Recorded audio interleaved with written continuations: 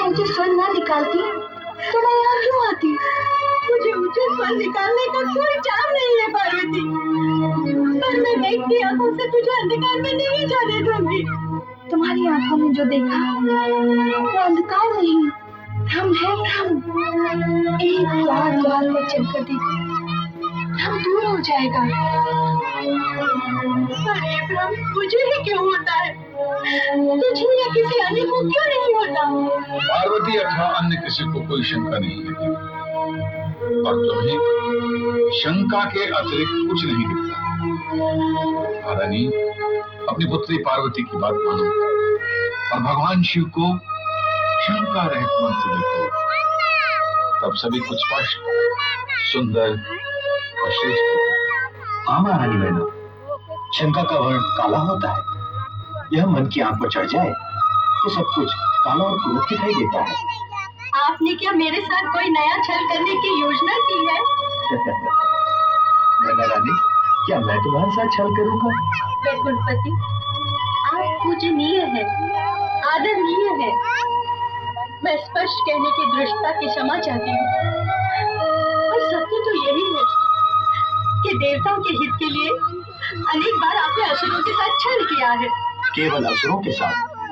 देव और मानव के हित में ऐसा तो मैं भविष्य में भी करता रहूंगा, परंतु तुम्हारा संबंध तो असुरों से नहीं है, इसलिए तुम्हारे विषय में हित की ही बात सोची जा सकती है।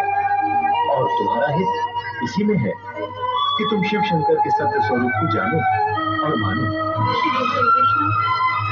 मुझे अपनी नहीं, अपनी पुत्री पार्वती के हित की चिंता है। तो मेरी कोमल पुत्री पार्वती उस भयावह भूतना।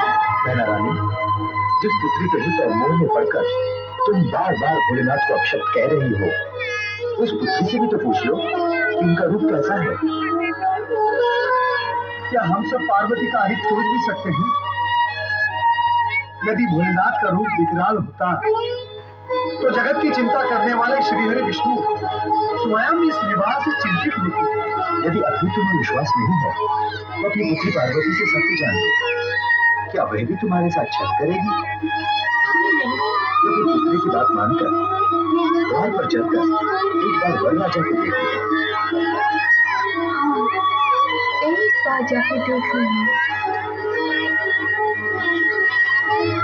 देखा तो था। मैं जो देखा था अहंकारी मन और शंका की दृष्टि से देखा था।